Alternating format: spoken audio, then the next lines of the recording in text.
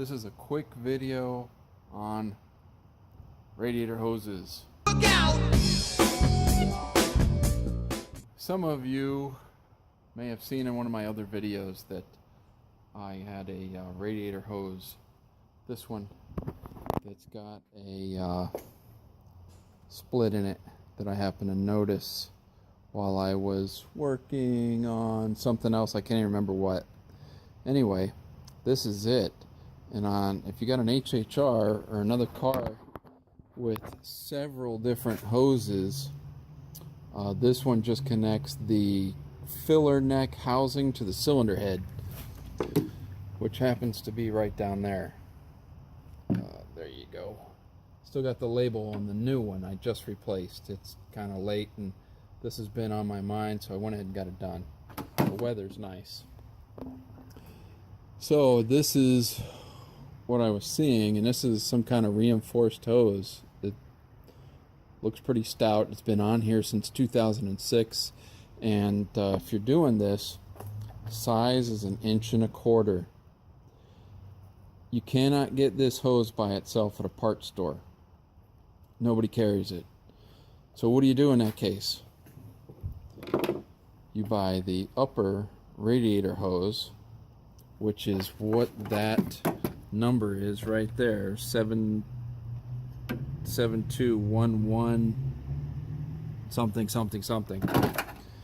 So I just took this hose and I cut, sorry, I'm doing this with one hand. I cut this much off of it and it was perfect right before the bend, so it's all good.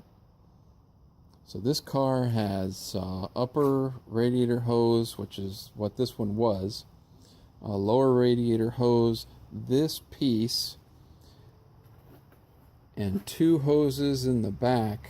Like if you do any kind of work on these things and they're getting older, replace those in the back, because they go to your heater core, and it's just good to get them out of the way while you've got other things open, while you have access. Okay, how do you know when your radiator hose is bad? Other than the obvious, which in this case is this split on the outside. Well, sometimes you can't see that. Well, you'd never see it if it was on the inside. But see the way this is all coming apart? It's just swelling. These hoses swell over time with heat. And see how big that is here, across here? This is definitely swollen, and this one isn't. Let's see if I can show you the difference between the two. If you've got radiator hoses that are starting to look like this one because of how swollen it is in the middle, time to go. If you don't change it, it'll leave you stranded somewhere, and nobody wants that. So, successful story. I got this changed out. It's 1.25 inches for you guys that are going to be doing this.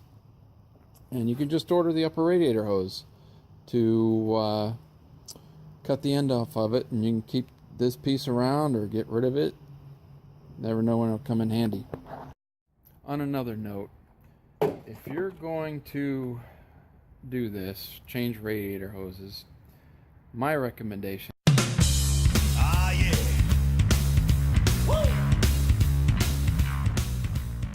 is to get rid of the factory clamps that you have to squeeze together. Otherwise, you have to buy a specific tool made for those.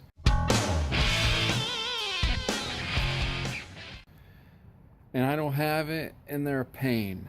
So I end up replacing them with regular drawbands, the one you have to screw to tighten and unscrew to loosen.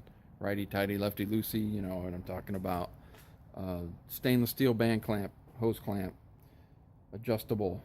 I prefer those. They're so much easier to get on, get off, and you don't have to have that tool, so why go buy another tool? Not that I don't like buying tools. Anyway, that's what my tip of the day is. See ya.